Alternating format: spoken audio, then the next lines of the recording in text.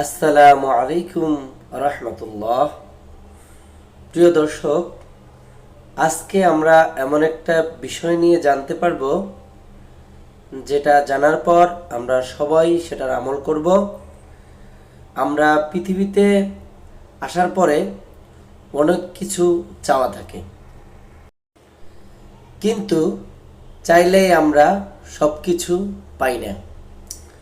না পেলেও আপনি আমি ভেঙে পড়লে চলবে না, আল্লাহর কাছে আমাদের চাইতে হবে।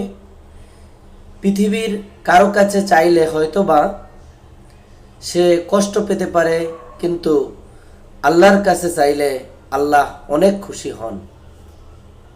সেহেতু চাওয়াটা আমরা আল্লাহর কাছেই বেশি বেশি চাইব ইনশা আল্লাহ।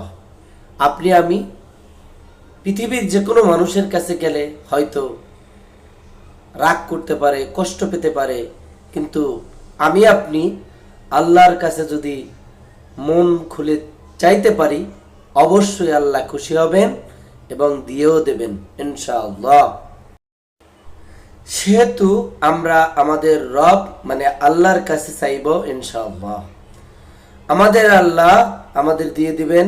তবে কিছু কিছু দোয়া কালামের পরীক্ষিত আমল রয়েছে, যা আলেমোলামারা দোয়াটি আমল করে সুফল পেয়েছে। আপনি আমি এই দোয়ার ফজিলতের উসিলা করে আমরা আল্লাহর কাছে চাইলে পেয়ে যাব ইনশাআল্লাহ।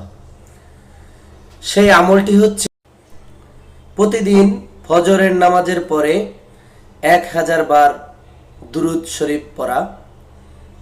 এই আমলটি করে আপনি যে কোনো বিষয়ে আল্লাহর কাছে বলুন, আল্লাহ কবুল করবেন ইনশাআল্লাহ।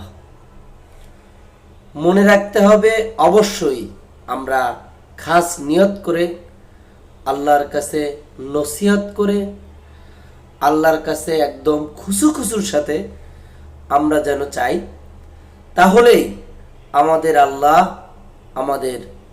আমরা যা চাইব তাই আল্লাহ ইনশাআল্লাহ দিয়ে দিবেন।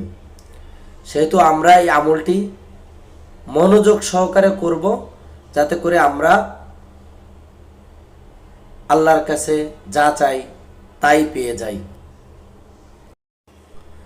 যে কোনো দুরূদ শরীফ আপনি পড়তে পারেন, তবে সবচেয়ে ছোট দুরূদ শরীফ হচ্ছে সাল্লাল্লাহু আলাইহি ওয়াসাল্লাম।